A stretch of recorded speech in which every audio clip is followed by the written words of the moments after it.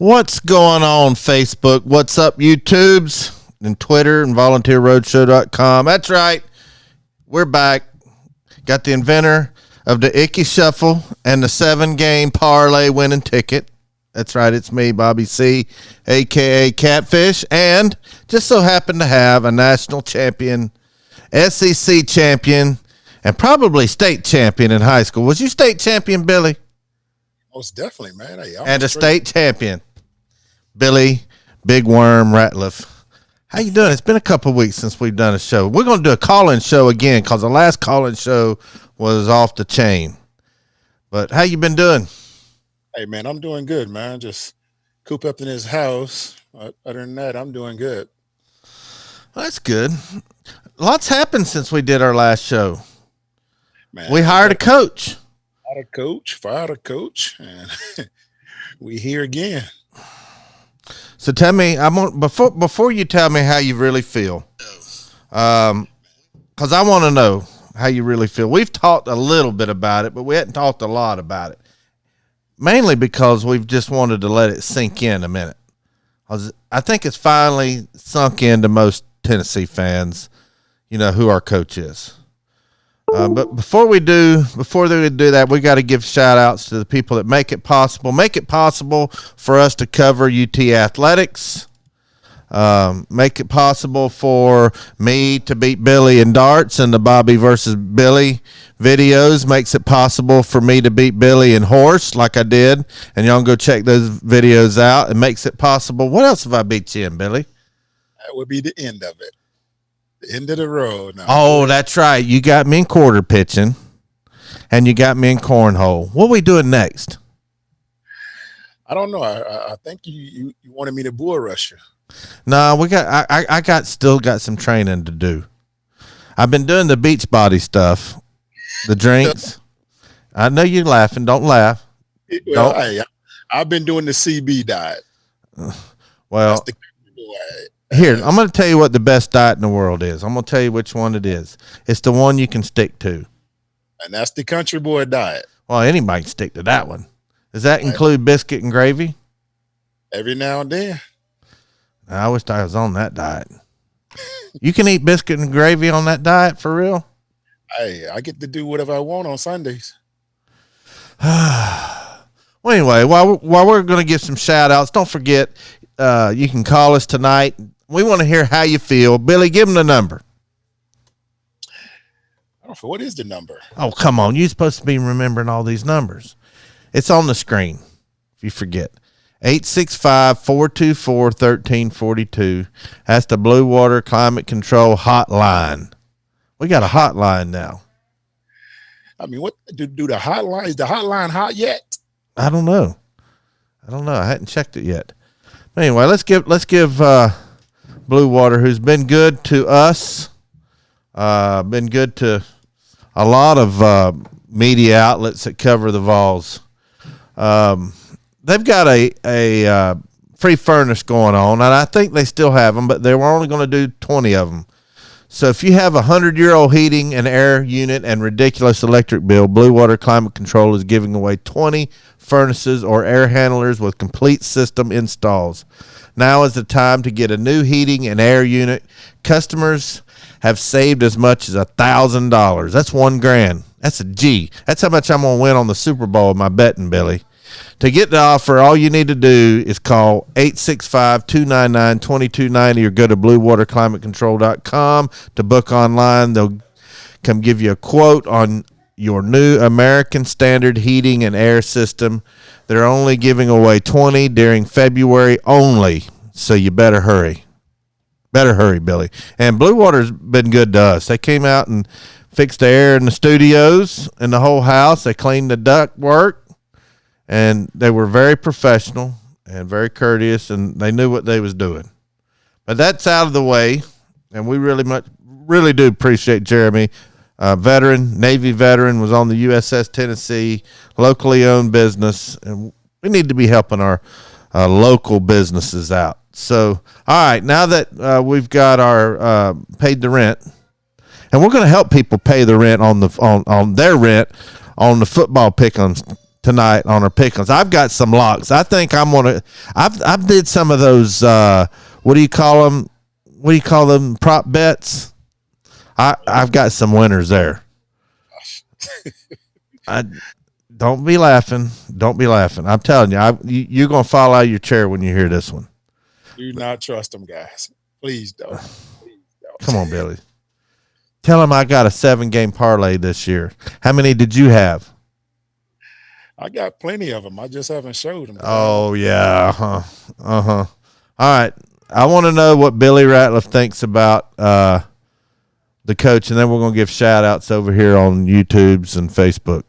Tell me how you feel, Billy. Well, I mean, I like the hire. I mean, it's what I wanted as far as an offensive-minded head coach to come in, not just change the culture, but get to know the players. And that's what he's doing first and foremost. He's getting used to the kids. And as you notice that he hadn't really even discussed who his coaching staff is going to be because he's still working on the kids. That's the one part of this whole recipe that no one has talked about is the kids. And he's doing what I said, what Al Wilson said when what about the kids? If the kids ain't getting what they need to be successful, no one will be successful without the kids. And I even saw it where, the coaches, they play dodgeball. And that's a good thing. I mean, they're starting to get used to each other. He told the kids that this is the beginning of what I want this culture to be like. Hang out with each other, play with each other. And I like that he's being quiet about what's going on in the house. He's giving them what they want them to hear as far as, we're doing some team-oriented things. And I like that he's doing that right now. He's keeping a lot of things to himself, and he's building his house the way he wants to be built. And that's what you need. You need a coach that's don't worry about the outside and worry about what's inside. I hear you. I don't know what I thought when I first heard the news. Well, I do know what I thought. It had nothing to do with how I felt about him as a coach. The first thing I thought is, oh my gosh, Vol Nation is going to have a coronary infarction. They're going to have a heart attack because it's not Hugh Freeze and it's not Lane Kiffin. Which I don't know why we were so stuck on them. I'm not saying they wouldn't have been great coaches. I think they would have. But first of all, Lane's not coming back. You can forget that. And number two, maybe in any other circumstance, Hugh Freeze might have a chance to be hired. But you don't hire somebody that got in trouble with recruiting violations a week after you fired a coach for having recruiting violations. That's the one that I didn't get. I believe in second chances, but there's only certain places you give second chances to. I mean, you don't give an alcoholic a job at the liquor store just after they're hitting recovery. Maybe years down the road, you can give them a chance doing that. But it just wasn't a good look. Those are my thoughts. That's not me saying Lane Kiffin wouldn't have been successful. That's not saying Hugh Freeze wouldn't have been successful if we would have hired them. But it just wasn't going to happen. And there's a lot of fans out there that are upset because we didn't even, they acted like we didn't even try. Now I'm going to go ahead and say something because I've gotten to know a lot of your former teammates personally just by being your partner. I've gotten to know a lot of them. I know how they feel, and I felt the same way about T not getting a chance. Of course, maybe we know if he had a chance or not. I think Josh Heupel went with the safe choice. But I heard that Peerless said that he talked to T, and T was hurt. His feelings was hurt that they didn't even give him a call. So, and I've seen a lot of Facebook posts by your former teammates that were You know, like they should have given him a chance. So how do you feel about it? You want to say anything about that? Well, the chance that I think that a lot of us, me personally, I'm gonna just say me personally, and I'm not worrying about what my teammates thought. The chance that I'm saying is the fact that he had the title assistant head coach, and the fact they brought in Kevin Steele and gave him interim head coach when he's the assistant head coach. Typically, that's who step in and become interim. That was the first slap in the face that me personally I was talking about. The second one was when they asked all these coaches to take pay cuts. He was one of those coaches. You brought in a coach, Kevin Steele, 2.5 weeks, and how much you're going to pay him if they don't retain him?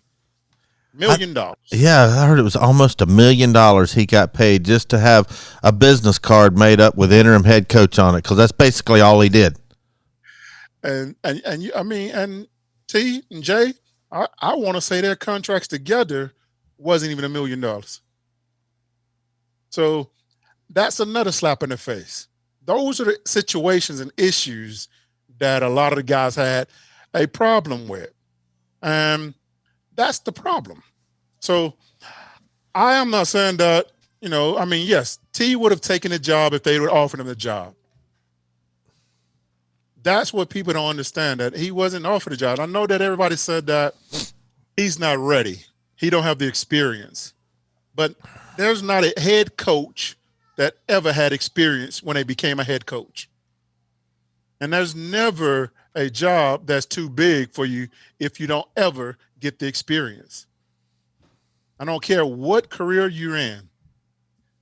The problem with that is, and I hate to say it, and the problem that everybody is, the situation that Hainsworth came up with is the situation that everybody was peed off about because he didn't get that opportunity because of that situation.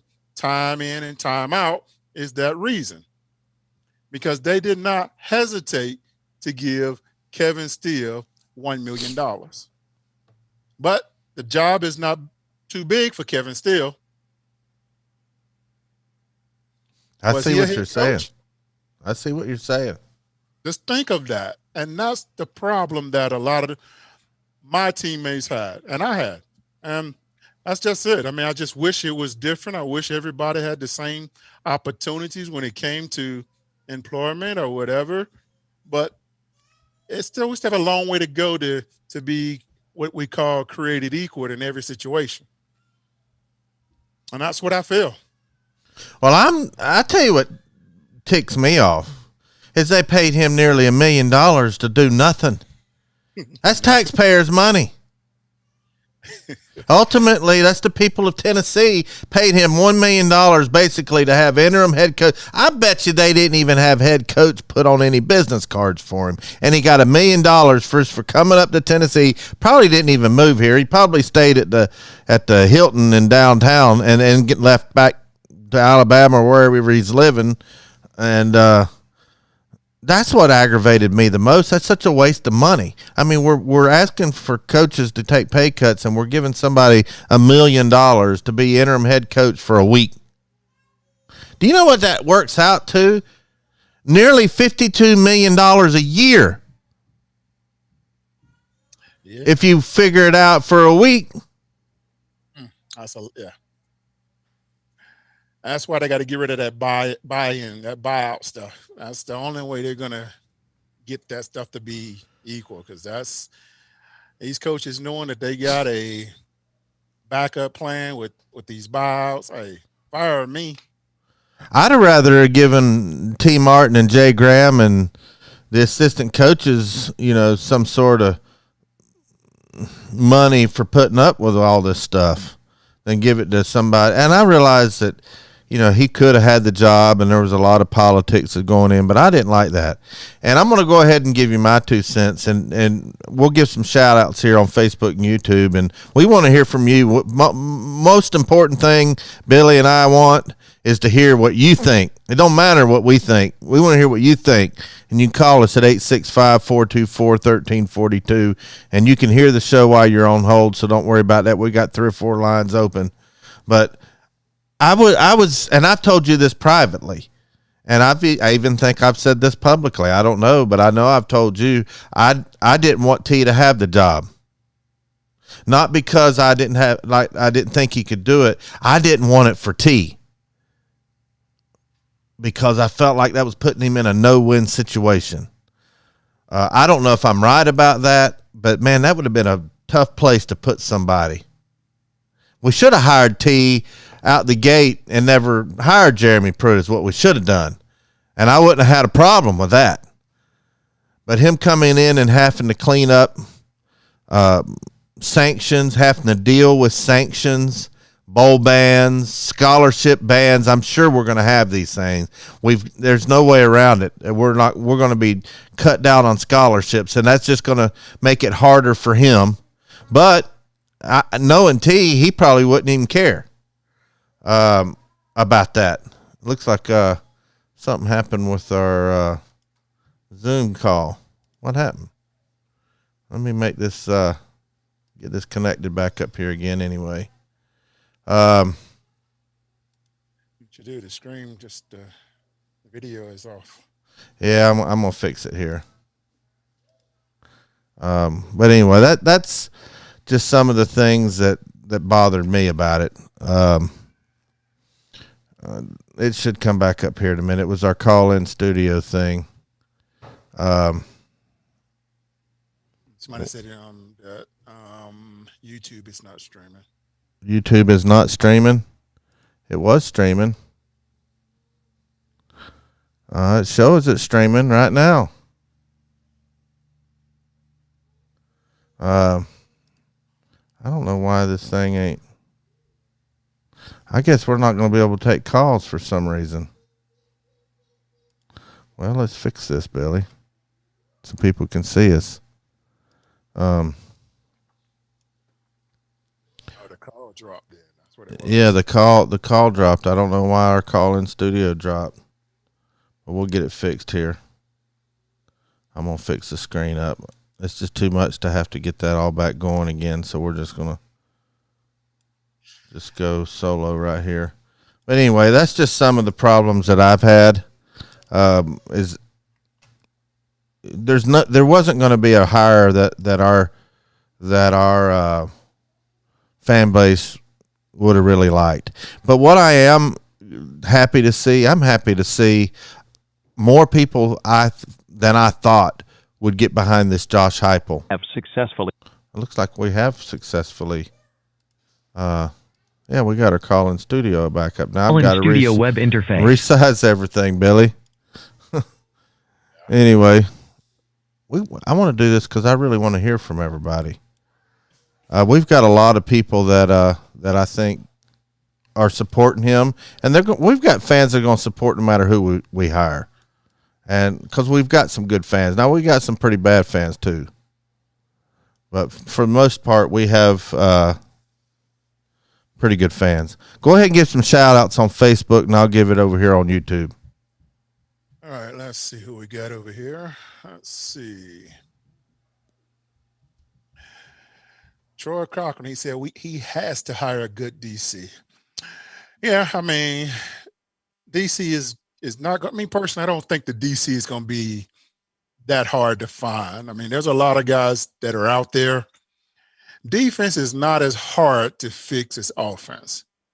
But yes, I would like to have a great defensive coordinator as well.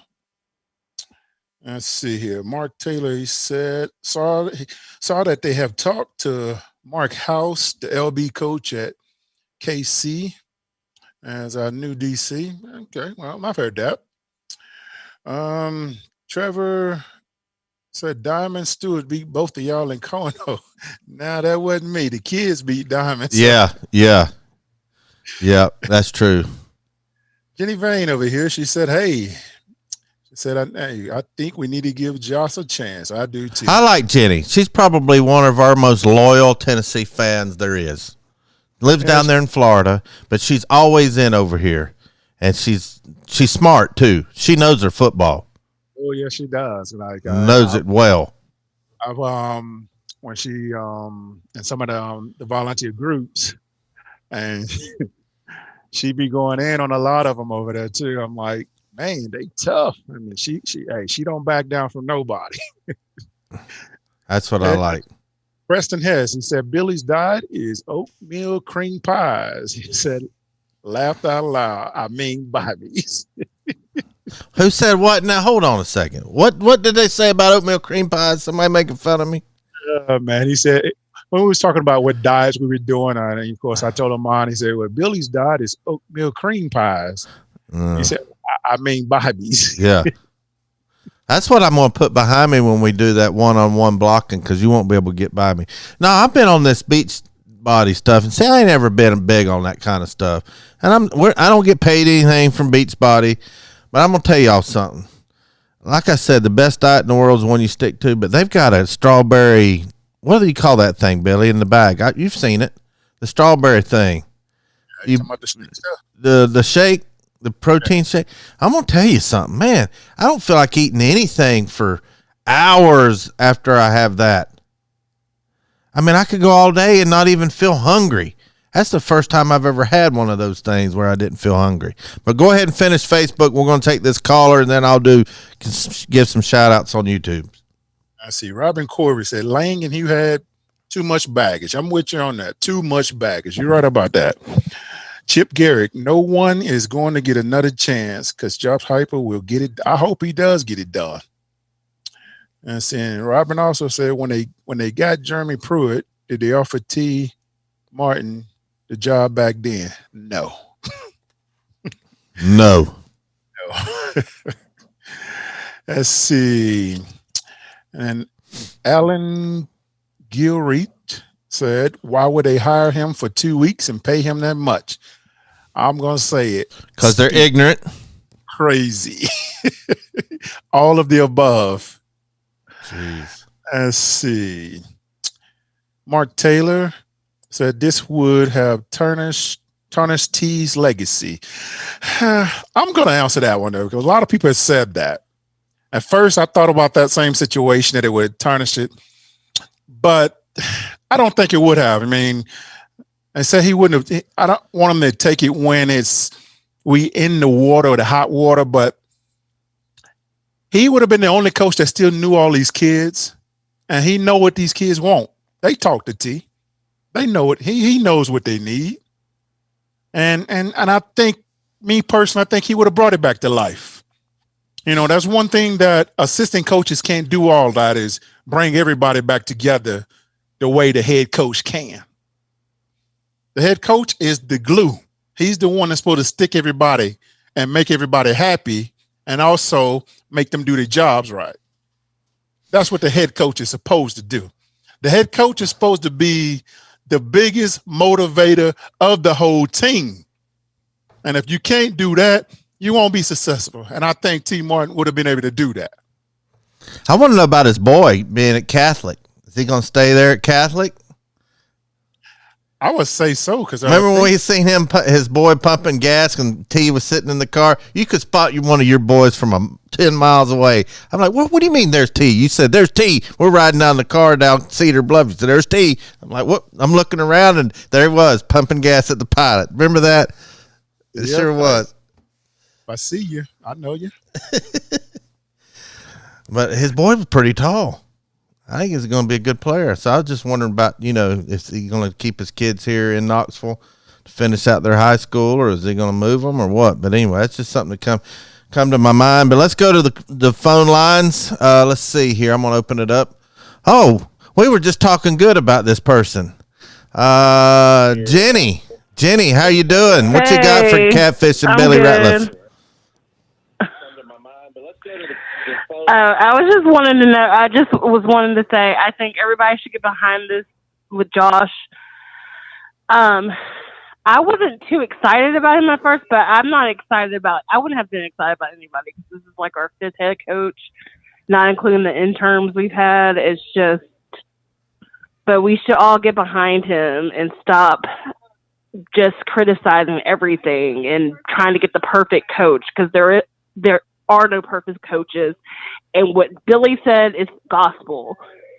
We do not have to have somebody who has head coaching experience, because they all had to have somebody to give them a chance to begin with, because none of them were head coaches before they became head coaches. Agreed. I don't understand this whole gripe that he has to have head coaching experience. Lane Kiffin had head coaching experience, so did Dooley, so did Butch, and look how that turned out. Yeah. Anyway, sounds like we got a little something playing in the background, but yeah, we were just saying something good about you, how you're always following us over here and you really know your football. So I don't know if you got to hear that or not, but yeah, I did. Thank you. It's because my dad was a huge Tennessee fan. I went to Tennessee. Oh, I remember that. Early Yeah. 2000s. Yeah. I was a Tennessee fan before I went to Tennessee. My dad was a huge Tennessee fan. He went to Tennessee as well, but he became a Tennessee fan actually in high school in the 60s. He started listening to John Ward on the radio. Oh, yeah. He said he just fell in love with it. Yeah. And we're from Memphis, so I wondered. I was like, how did you become a Tennessee fan? And he's like, I just turned on the radio one day, listened to John Ward, and he said he fell in love with it. Yeah, it's almost like a different state over there in Memphis. It's almost like it's not really Tennessee, but it is, but it isn't. Anyway. But a lot of the students are from Memphis. Yeah. Are from the Memphis area, from West Tennessee, from West Tennessee and Memphis area. There's a lot of students from there. Yep. Cedric Wilson, he's from Memphis. I think he's coaching over there. He went to Melrose.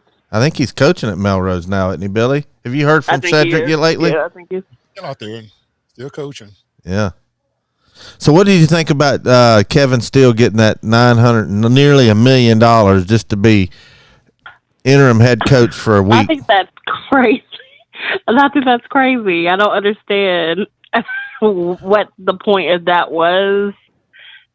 Was he I think really it was going to be over here to be our DC or what? I didn't understand that whole thing. Was that, I think it was $950,000, and coincidentally enough, that's the same exact amount that we paid Georgia State to kick her butt, which was the worst money spent.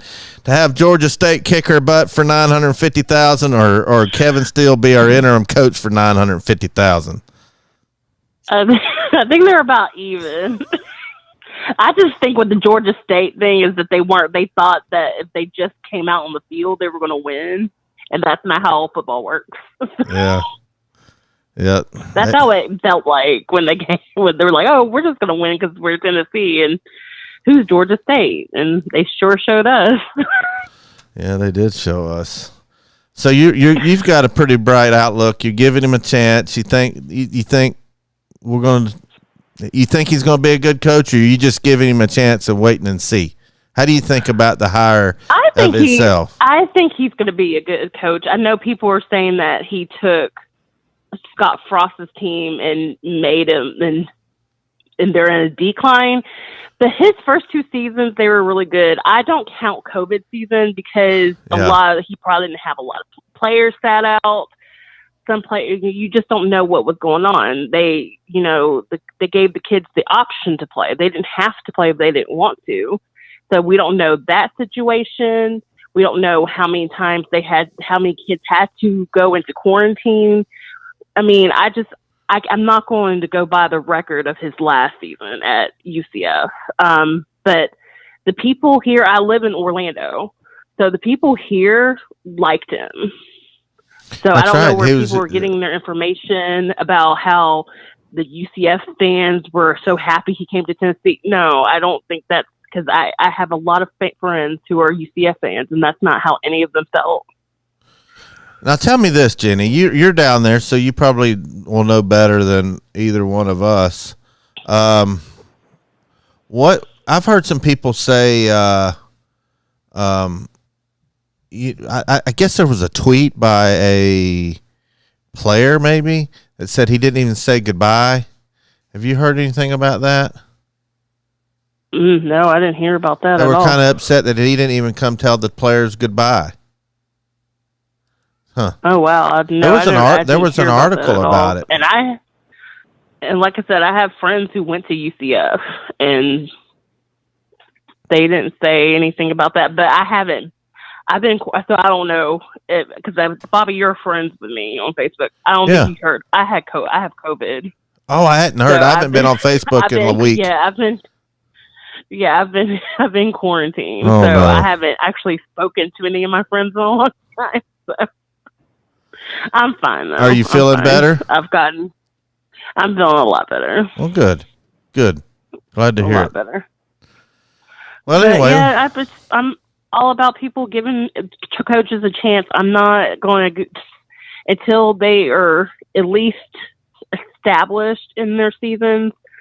I'm not on this bandwagon of firing somebody before they're hired and all that stuff. I understood the whole thing with Shiano. I wasn't on board with that just because of things. However, I don't think I would have protested like a lot of our fans did for that. But I just didn't like the optics of it. I understand why people didn't want it. Yeah. Oh, the optics were horrible. Yeah. Like, I have friends who are like Alabama fans and Georgia fans, and they were just like, y'all, your fans are crazy. I was like, Yeah. So they're just passionate. They're a very passionate fan base. I tried to keep that in mind but in that one group I'm in, I sometimes I feel like I should leave it because they're just horrible. And when you start attacking players, and when I was a student, that's another thing. I would hear people booing. They're like, "We're booing the coaches." I was like, these guys on the field do not know that you're booing the coaches. They think that you're booing them. Yeah. Stop it. Yeah. Hey, Billy, remind me tomorrow or Monday. I forgot to get Jenny her mask. Remind me to get you her address so you can ship it out to her. Can you remind me to do that? Gotcha. All right, Jenny, we appreciate it. We appreciate you being loyal to the Volunteer Roadshow. And Of course. thanks for watching. Go Vols. Go Vols. Go Vols. Get better now, lady. Well, before we get this next caller, I'm going to give some shout-outs over here on YouTube's Henry Riddle, who's always watching us. He said, go Vols. I'm so happy I caught y'all tonight. Matt Dummett says, what's up, Catfish and Billy? Slim Mosley said, go Dogs. I didn't say go Dogs. Slim Mosley said, go Dogs. Justin Sanday from Oklahoma said, what's up, Catfish and Billy? Slim Mosley said, Lane, ? Maybe. Freeze, ? Why? Henry Riddle thinks that Heupel's better than Kiffin and Freeze. He also says the reason they gave it to Steele is because there is an ongoing investigation. David Bass, or I guess that's how you say it, Billy, you the man, never forgot the fumble recovery. Respect your opinion and agree with the slap in the face. It's a problem. Hey, every time somebody mentions that, I got to play it, Billy. I'm sorry. We got to play it. One timeout left. Call it 12. Got it on the mixer board. Sterner lost the football. Oh my goodness! He stumbled and fumbled, and Billy Ratliff recovered. Had to put that in there. That's always going to be on the call board. Thanks, Dave. Billy's too humble of a guy to pat himself on the back. Although he does run his mouth about cornhole and all this other stuff, but that he's the most humble man I've ever known. Anyway, let's see. D4 Sports. Okie Brave says, you got the best coach in Josh Heupel other than Nick Saban. Trust me. I know him. That's what Okie Brave says. I don't know about that, Okie. You've always been good to us and watched us over here. But I don't know if he's the best thing since Nick Saban, but we'll see. I hope you're right. Man, would that not be nice if you were right? Henry Riddle says, I always loved T. Martin, but his track record coaching isn't the best. Did y'all see our passing game? BA, I feel bad for T. I wish he could have been retained in some capacity. A Space Mountain, he said something about Gators suck or something over there. I don't know. He's a Gator fan, so I had to put that in there. Henry Riddle says one of the greatest plays in Tennessee history. So let's go to the phone calls. 865-424-1342. What you got? Is this Marcus? What you got for Billy Ratliff and Catfish? Hey, guys. Shout out from Chattanooga. Enjoy listening to you guys. Appreciate that. I'm a native Tennessean and really like hearing that we want to lock down the state. But what's your take on some of these offers that have been at the last minute pulled back in? I think it's a new coaching regime and what he wants to build, maybe. I don't know. I don't know a lot of the behind the scenes. What do you think, Billy? Have you heard any more about it? Well, I mean, I think the one that everybody's talking about, forget the school the kid went to, but it's up to the kid too, though. I mean, if the kid don't do the job to get the scholarship for us making the grades or the results, I mean, you can't offer the kid a scholarship. I mean, it is what it is. I mean, his coach, the kid knew it before the situation. I understand that, but they also had to understand that this is a whole new coaching staff. I get that. What everybody think that's a bad look for Tennessee or whatever. It's not. It's a bad look for what his high school coach said about Tennessee and for the future kids that are at his high school. He said that he would never let any of his kids come to Tennessee. He would not let any coach on the campus of that high school ever again. Really? Now, the problem with that situation, what if Tennessee is the only school that recruiting that kid? Do you not let that kid come to Tennessee because of your ego that happened last year? That is what I'm trying to say. If these kids, and I'm going to say this here, these kids got to stop committing to one school. They got to stop committing. Leave your commitment open until signing day. Make these coaches still come court you. Don't give them everything. Let them court you. I agree. To all of your, Amen. you go to all of your visits and all those things.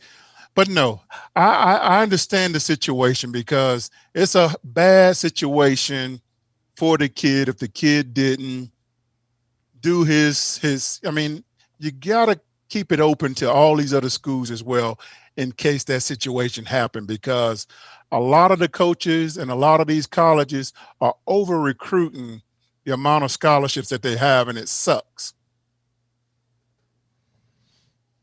You were saying something, Amen. caller?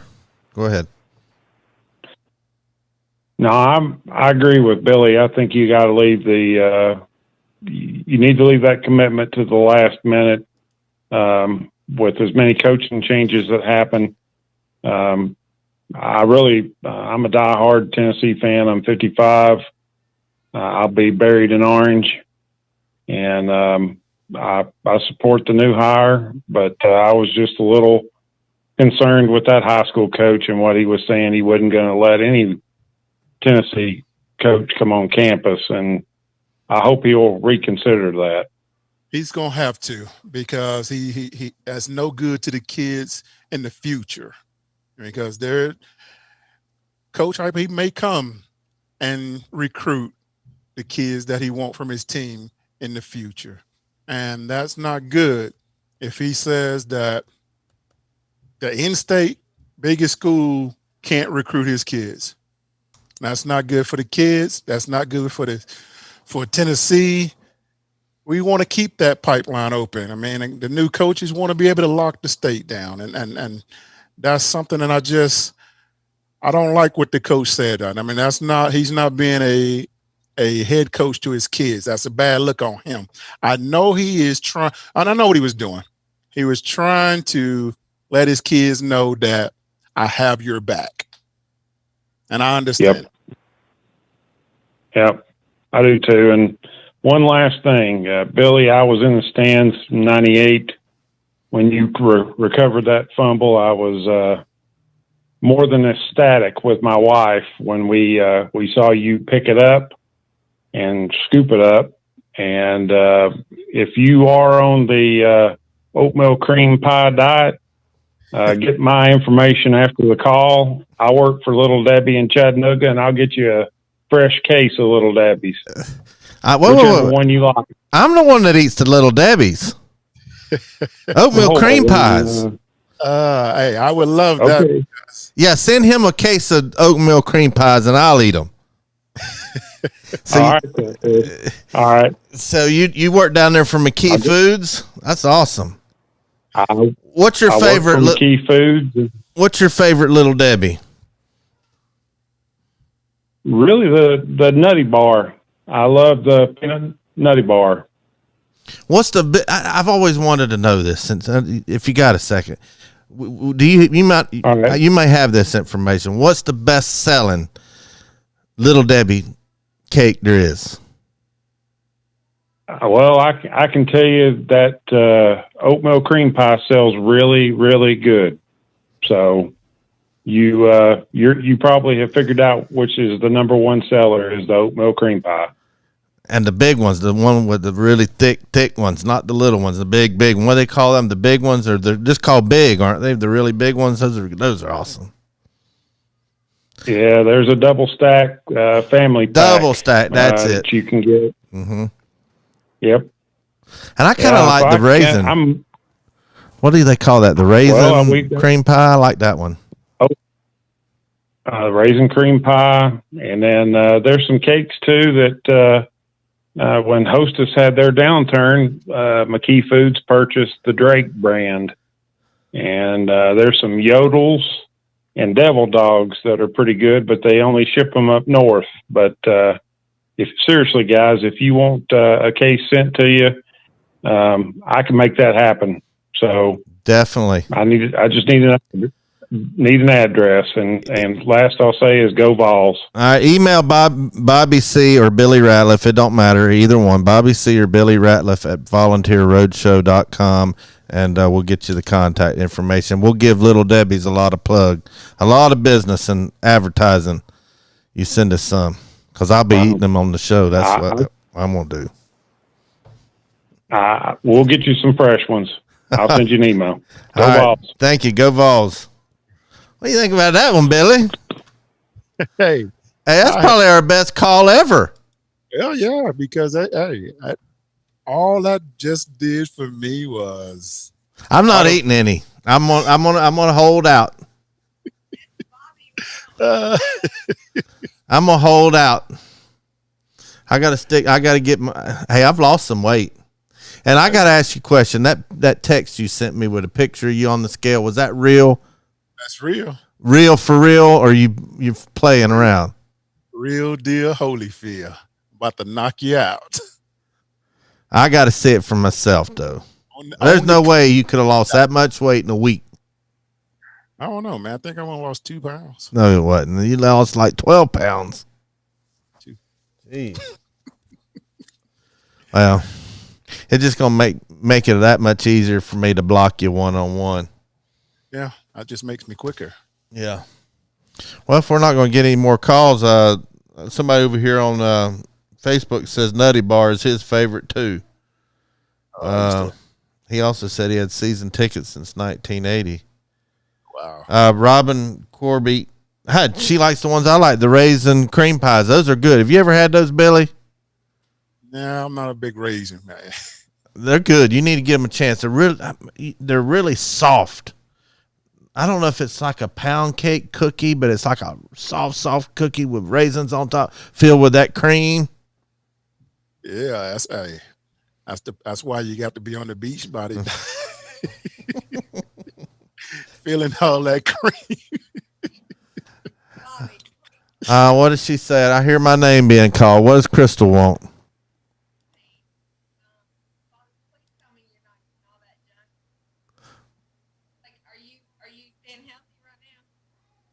What's she saying? Just say it. Just say it. Hey, so are you like taking care of yourself and taking those Beachbody vitamins? And Yep. I was just telling Billy. Can you hear me? I'm hearing him through the headset. All right. That strawberry thing that was in the bag that I kept on top of the refrigerator, the bag, that strawberry, and just put it in with the milk. It actually, I was surprised how much it suppressed my appetite. I'm not even hungry. I don't know what's in it. I need to check out what's in it. But something's in it where I don't even want to eat. And that's that's my problem is I eat. I can't keep from eating. Y'all know I live there. You don't really eat when you're here, though. I know, but when I eat though. Well, yeah, that's true. And Billy always trying to make all this good food so I gain weight so he can win. I see he's always got a game going. Always got a side angle or something. He's always cheating. But anyway.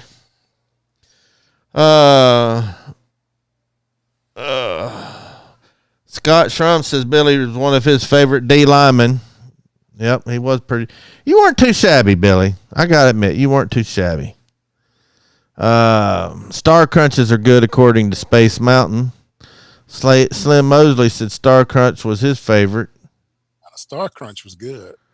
Yep. Here's another one over here on YouTube. Space Mountain oatmeal cream pies. Thank you, Space Mountain. He said, love the show, Catfish. Here's a question. Football question. Now we're going to get back to football. If somebody's going to call in, we've got the Blue Water Climate Control hotline up at 865-424-1342. Henry Riddle wants to know, who do y'all think will make our starting QB next season? Who do we have left besides Harrison Bailey? Everybody's transferred, hasn't they? I think I forgot who all is left. I personally don't know who would be the starter because this new coach he's going to have an open field. You got to win the job. So I don't think Harrison Bailey did enough last year to say that it's his job. And we haven't been good enough, Billy, the last several years to be able to we haven't had any dogs on the team where we can say you're guaranteed a starting spot. I think everybody should be in the same boat come spring practice. Yes. There's no starters, none, zero. I am with you because they need that. They need the evaluation. I just hope and pray they do have the chance to be able to do spring ball because this coaching staff need to evaluate these kids. Yeah. I think Harrison Bailey's a good quarterback, but everybody was thinking he was the next thing,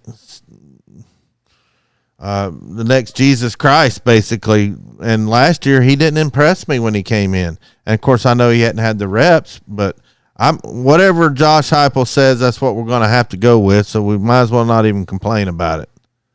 Well, I mean, the good thing about it though, I actually personally think we have somebody here to develop. Yes. Yes.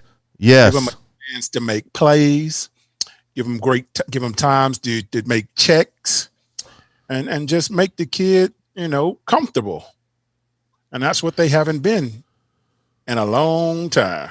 Well, now that Chaney's out of town, maybe that Golden Corral might stay in business after all. Because I heard he was putting a hurting on them.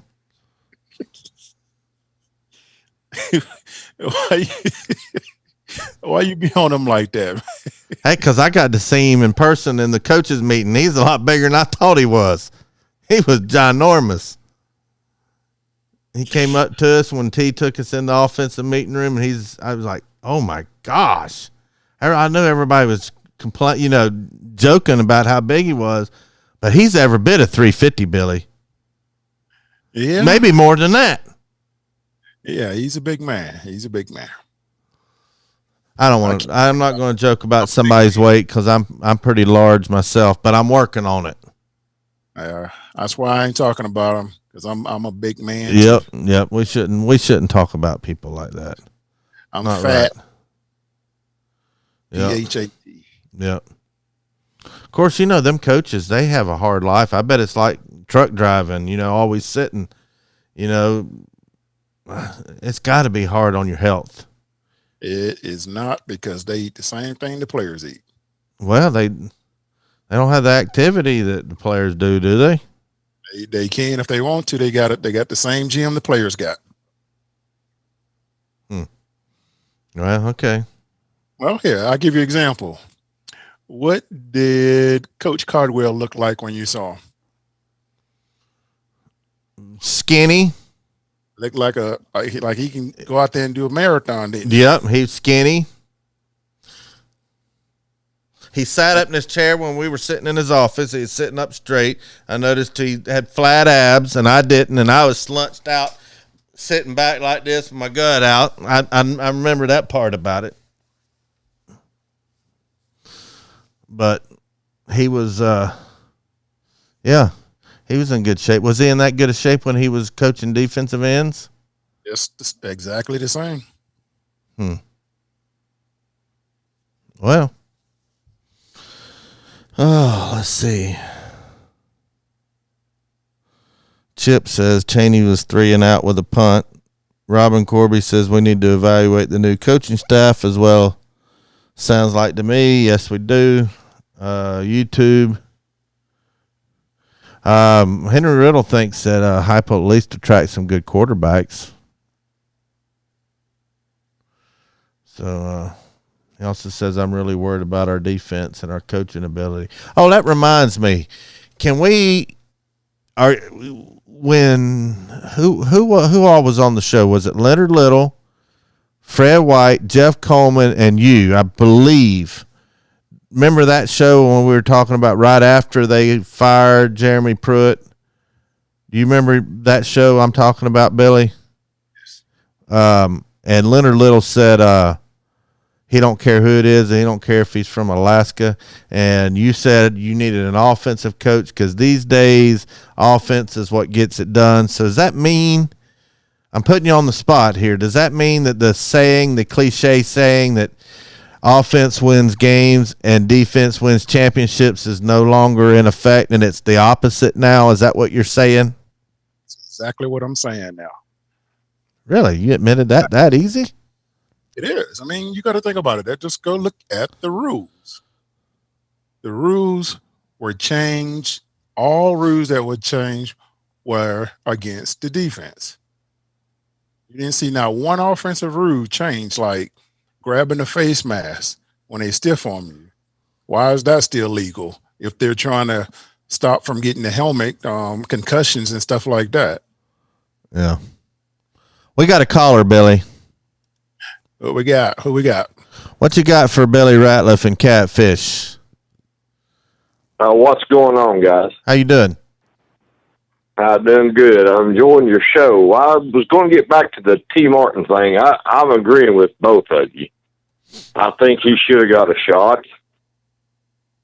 And I think it would have been bad for him with the situation. I think I see both sides of your story, and I appreciate everything you put in for the University of Tennessee, guys. I enjoy it very much.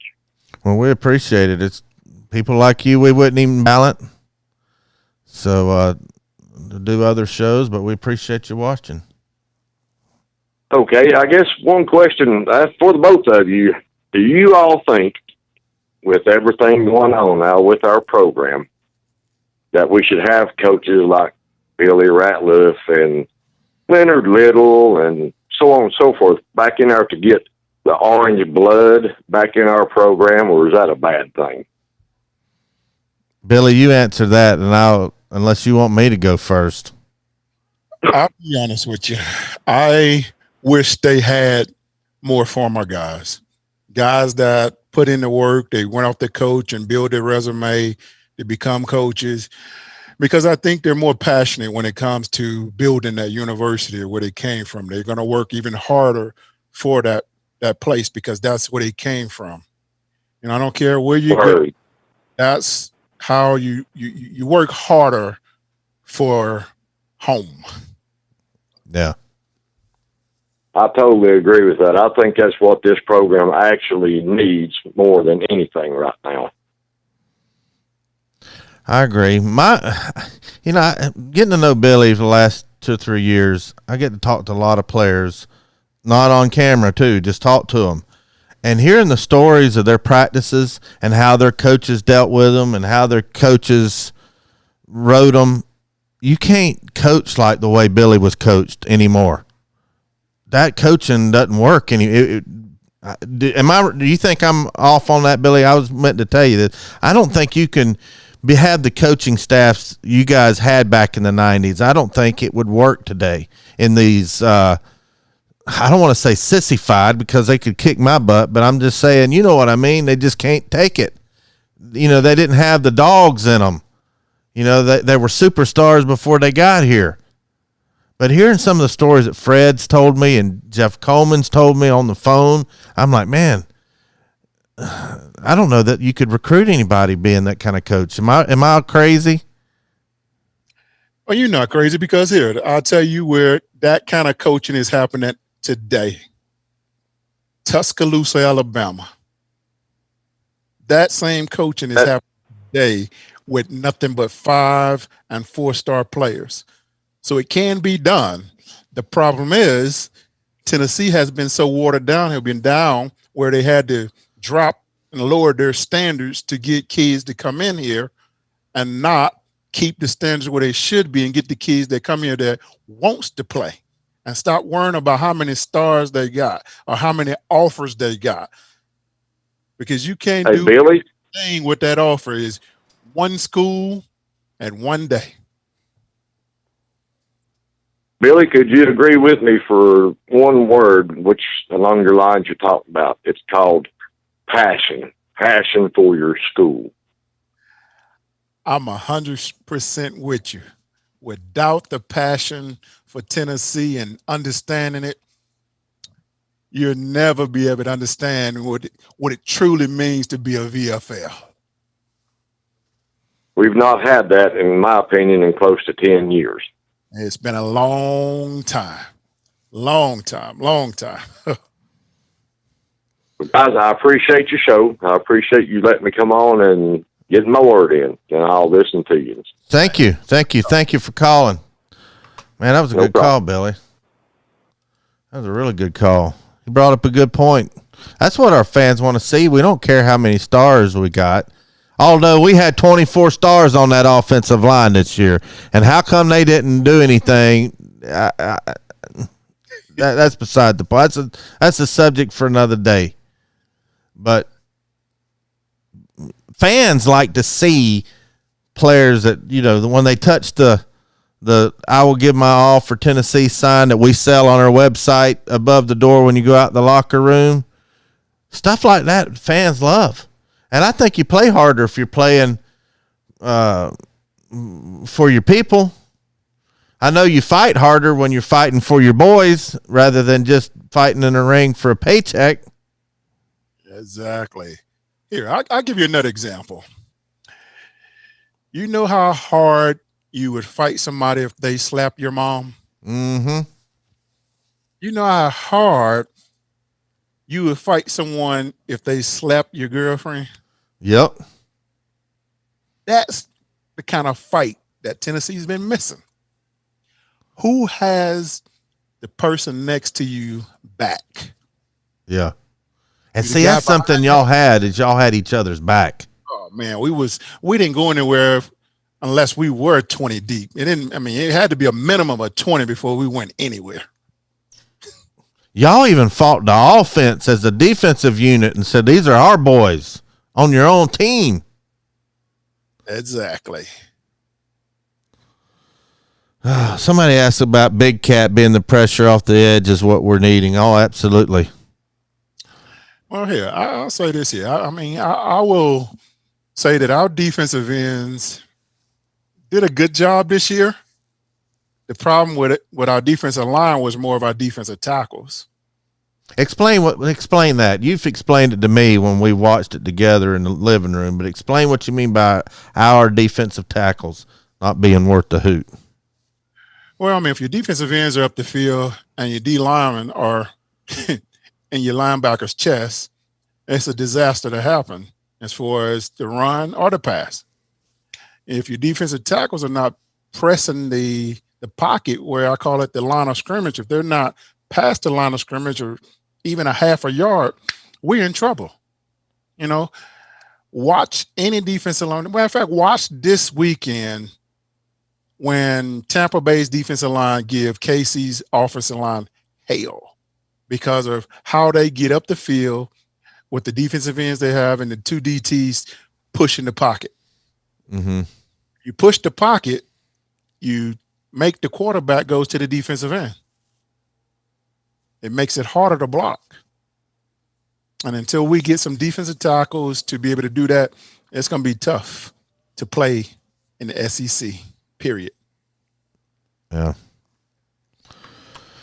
Well, I've heard, a lot of football that I never really got to hear, behind the scenes stuff when I hear you and Fred and Sean Ellis and all you guys talk about it, when I've heard y'all talk about football and how Fred had brought up that we didn't have any linebackers with 100 tackles because it was all about the DTs. And you shouldn't. If your safeties and linebackers are getting a bunch of tackles, then your defensive line ain't, I can't say what Fred White said, but you know what I mean. They ain't nothing. Well, here, let me tell you the reasoning behind that. I didn't come to Tennessee to be a blocking dummy. I came to Tennessee to make plays. And I'm not about to be sitting here getting beat up while my boys having fun and I'm not having fun. So if me and my D linemen are not having fun, our LBs ain't going to have fun. So if we all having fun as a team, it's hard to do anything against us. Is that why Eric Westmoreland told us when we were together that you was stingy, you was greedy about getting the TFLs and you couldn't let him have a tackle or two? Now, he had a bunch of tackles. Hey, we wanted to shine too, man. Hey, the big boys want to look good every now and then. Oh, man. Let's see what we got going over here. Somebody says bring back Little, Westmoreland, Wilson, and Ratliff and coach that defense. Well, I tell you, we probably have a bunch of players quit. If that happened. Probably just quit. I just want to see fights on the practice field. That's all I'm going to ask. If I ever get a chance, I know we've had Coach Fulmer on the show, but if I ever had a chance to get Heupel on the show, the first thing I'm going to ask him, are there any fights on the practice field? If he says no, I'm going to say, well, you ain't doing your job. And we need some fights on the practice field like what y'all used to have when you played, because I've heard every player that's been on this show talked about all the fights y'all would have, but then y'all would go be best friends at Gibbs Hall and play video games. But y'all sure enough was fighting out there. Man, it was a daily battle on the practice field. Our practice, man, I mean, I'll tell you like this here. Our practice was so hard while games was so easy. Yeah. I'm going to go even farther. I didn't have a hard game my whole career until I played Arkansas 98. That's hard to believe, and that's probably your biggest game. But everybody just thinks about them last two plays. You did get wore out, though.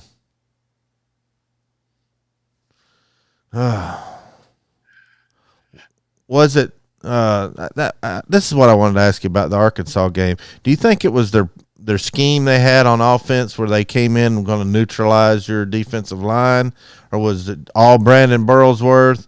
I mean, what was it about? Why were they able to get out in front of us? Because we didn't execute our game plan?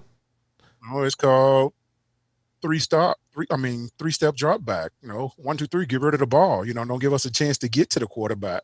That's how Coach Spurrier was so good with his offensive line and stuff. He will do a lot of three-step drops and throw the ball. If you can do that with any with defensive lines that do give pressure like that, it makes it hard on them. Yeah. I don't know if you can show the people that painting behind you, Billy, if you can tilt your camera, but we're going to be giving that away on a drawing. I'm going to put it full screen on you. It's 6 foot wide and 32 inches tall. Several $100 canvas. It's a canvas Here's some ways that you can win that. Like and follow Volunteer Roadshow's Facebook page, the Roadshow Locker Room Facebook page. Follow us on Twitter at Vols Roadshow. Comment on Twitter, Facebook, YouTube. Share a post, and as many of them as you can. Follow our 2 YouTube channels, Roadshow Locker Room, which is our live streaming channel. We just started it. Subscribe to it, and subscribe to our main Volunteer Roadshow channel. It's got several thousand subscribers over there. Sometime before the season, we're going to draw one of those out. So if you do all of those, you increase your chances. And also join volunteerroadshow.com. Go join, get a free profile. We're going to soon be turning on all the functions, but right now it's just basically just having a profile with your picture up there. That's good, Billy. You can put it back on you. But that's 6 foot wide and 32 inches tall. We're going to be giving that away. We've got some other stuff we're going to be giving away. So do all those things, and you increase your chance. Let's see. Book online for Blue Water Climate Control. When your heat isn't working, the last thing you want to do is spend time waiting on the phone. Go to bluewaterclimatecontrol.com and dispatch your own technician. It's easy and convenient. There's no dispatch or service fee with repair. Same-day booking available 7 days a week. Pick a day at a time that fits your busy schedule. Go to Blue Water Climate Control and click Dispatch. You'll get a confirmation text and a text when the technician is on his way. You can't beat that with a wooden stick. We love Blue Water Climate Control. They love Tennessee athletics. So go support them. Support all local businesses, especially in and around Tennessee. We need to support them all. I don't care if they're advertising on Volunteer Roadshow or not. If you have a business, you want us to help us. If you want us to help you sell your business and sell your products and services, Billy Ratliff, Jeff Coleman, Alexis Hornbuckle, Maria Cornelius, Fred White on occasion, and myself, we'll do you a really, really good job, because we really want local businesses. That's what makes everything tick. And if you want to buy all your Tennessee gear, we've got it on our website on volunteerroadshow.com. But yeah, do all those things, and you'll have a chance to win that painting behind Billy there. And said Henry Riddle already says, I need that painting. And Killer Mime, great Georgia fan, says, hey, Billy and Catfish, good to see y'all tonight. Good to see you, too. And we had a question before we go. Billy, back in the day, would the sanctions and troubles the Vols are facing turn you away as a recruit? It depends, though. It depends on playing time. A lot of kids, like me personally, when I came out of high school, in my mind mentality, I'm coming in to play right away up until you get there and reality hits you. Tennessee is still a good brand, man. I mean, you got to come in and if these coaches are doing their jobs as far as selling the product, as far as saying, hey, you saw what Tennessee was like last year. You see what Tennessee is missing. Wouldn't you want to be that part to come and fix it and become elite Tennessee once again? It's an easy product to sell. It's just, can they sell it? I was telling Billy, I was upstairs right where he's sitting right now, about a week ago, and I was editing the Cold World podcast show with Joey Kent and Fred White. There were 2 of them. They were about a week apart. And I told Billy, I says, I don't know as much about football as you do, but if you want to know what's wrong with Tennessee football today, watch both of those shows and compare it to what you see now, and then what's the difference. That's what we need, especially that Fred White video. So go watch it. It's on Volunteer Roadshow on the YouTube channel. You might be able to scroll back far enough and find it on on the Facebook page, or go to Anchor or Spotify, any of your podcasts, and search for Cole World Podcast, hosted by your teammate, defensive end Jeff Coleman. That's COLE World Podcast. And that tells you everything that's missing right now. Is you just compare to what they described their days at Tennessee and compare that to now. That's what's wrong with Tennessee football. Because it was man on man, mano a mano. You're not going to beat me. I'm going to beat you. Everybody respected each other, but they were fights on the practice field. Just the practices and the grind and the Stuckey program. I don't know how many times I've heard Sean Ellis and Fred and you and Jeff Coleman talking about that Stuckey program. Antron Peebles told me the same thing. But after we went off the air, I got to hang out with Sean Ellis, talking to him about some stuff, and he was talking about the Stuckey program. Because I asked him, I said, Billy's told me some stories about Stuckey. Was he really that crazy? And he shook his head. He said that was something that wasn't right about him, and he would wear you out. But we don't have that anymore. Yeah, that's where we have to start at this off season. As I'm hoping and praying that they keep the strength and conditioning coaches staff together. They break the staff up, that is going to be a tragic situation. We may have some new callers, and I never thought about this, about the strength and conditioning. I never put a lot of stock in that, Billy. I've always thought, a push-up was a push-up, and most every strength and conditioning program knew about the same thing as everybody else. But explain the medical and the strength and the conditioning, why it's the most important thing, even when you have, especially if you have a coaching change, why it's so important. Because there may be people that never heard you say this before. Here, I say it again.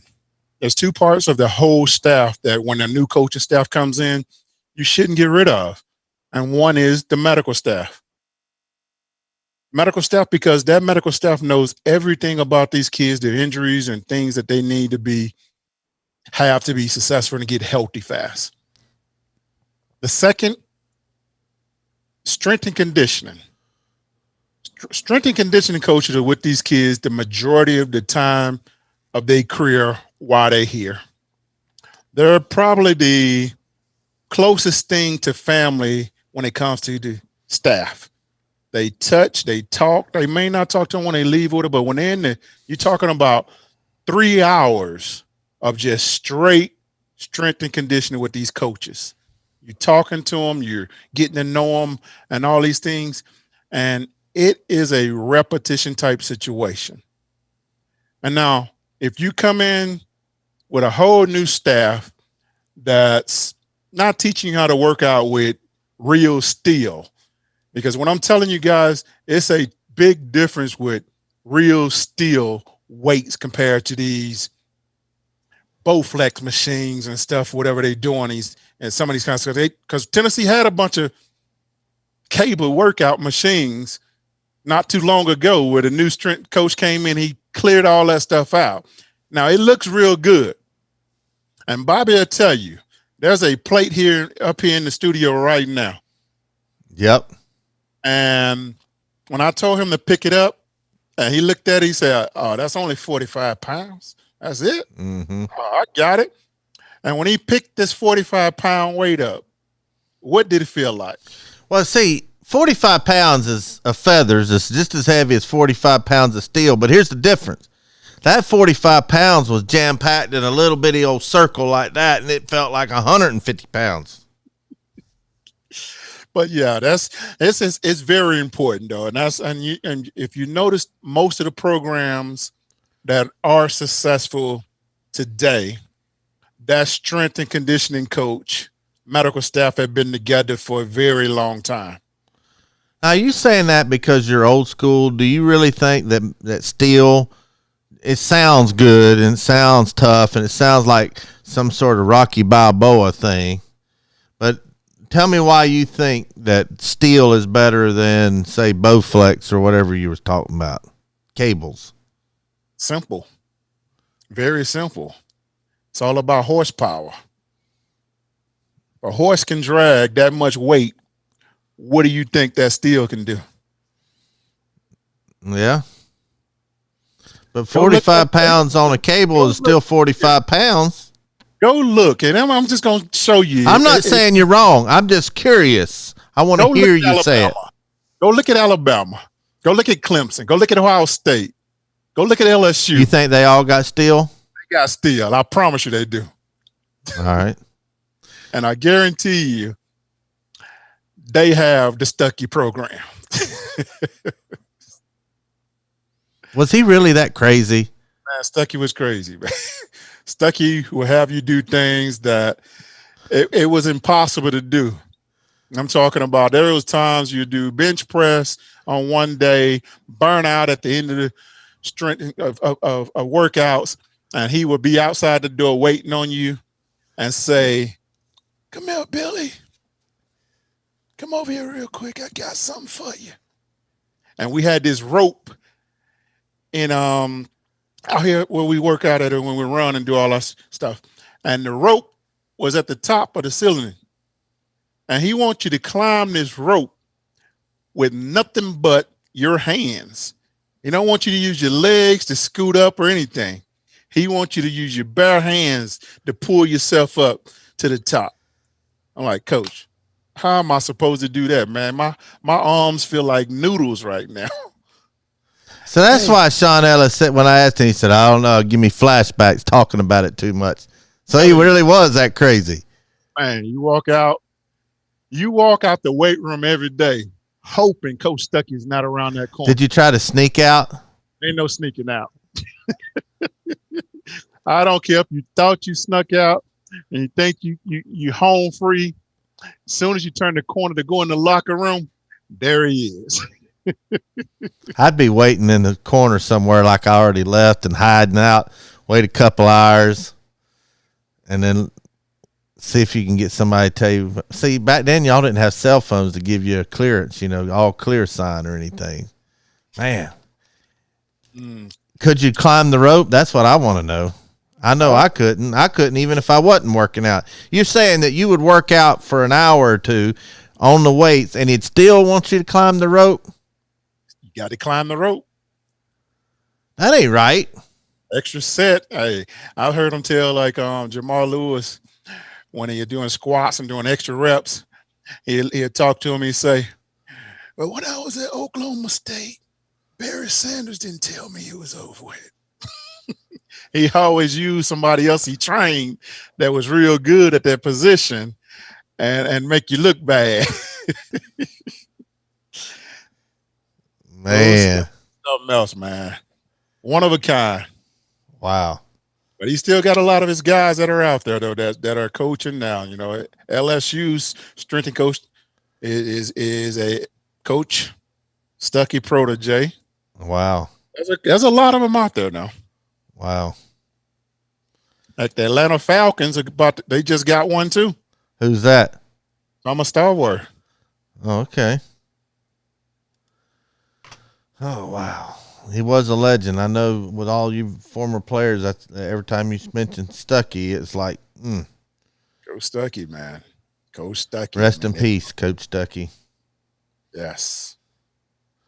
Henry Riddle says, "I love the Cold World podcast. Even had LL on there." Yeah, we had Leonard Little.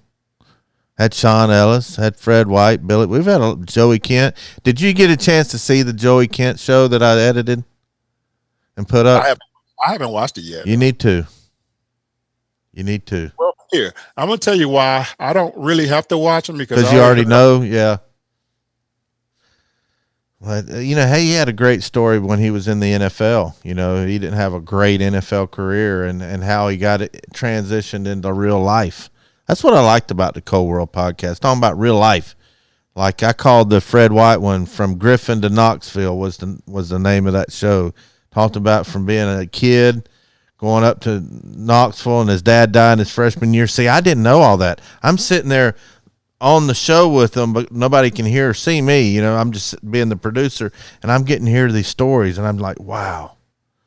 Just, you know, you don't realize all the things that these players go through. And Fred almost didn't come back to Tennessee.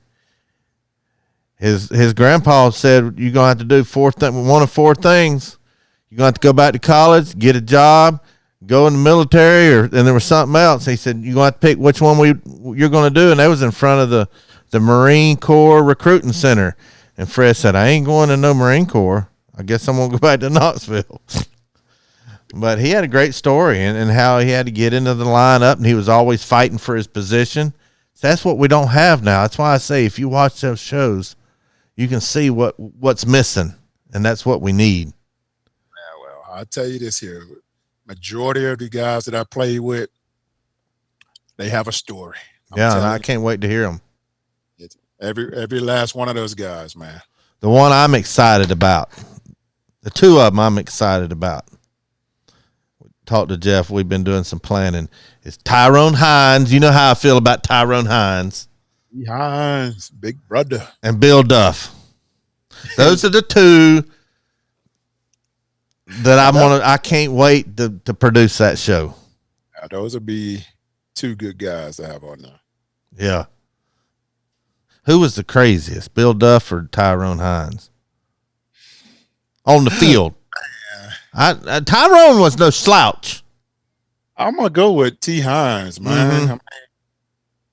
I mean, we knew both of them, though. I mean, it's just T. Hines was the Al Wilson before Al Wilson. Yeah, you know that says a lot right there. When he asked for your presence, you gave every bit of what he asked for. And don't talk about him in the newspaper. So T. Hines. Yeah. Well, but nothing gets my blood pumping like seeing that stop on 4th down at the goal line in the Citrus Bowl against Ohio State against the Heisman, Eddie George and Bill Duff. Just, man. That's why he was on a lot of those TV shows, because he was fire. He was just an animal on that football field. But when we've talked to him, he's been on the show with you. He's just calm, quiet, collected, easy going. And I'm like, I'm sitting here listening to this show with you and Bill Duff on the Volunteer Roadshow. I said, this can't be the same Bill Duff. Can't be. And wait till you get a chance to talk to Alizé, to Al Wilson. Yeah. Like, huh? Hey, he's the same way. I mean, well-spoken, on the stuff. I mean, most of these guys, I mean, they're good people, man. Just, you know, football is just a game we played. Yep. Well, anyway, we're going to get out of here. Chip Garrett said the Joey Kent show was awesome, and he talked about the stop by Bill Duff. Anyway, thanks for watching the Volunteer Roadshow. We've got a lot of different shows on here. Billy and I are the founders of Volunteer Roadshow, and we try to put as many people out there as we can. And we love talking to you guys. We really do. So I think we're going to get on out of here. Anyway, thanks for tuning in. Go Vols. I tell you what, Billy, I don't care what anybody says. I think Josh Heupel's going to get it done. And I think before I die, my famous saying, we're going 15-0, I promise you that will come true. I promise you that. I hope so.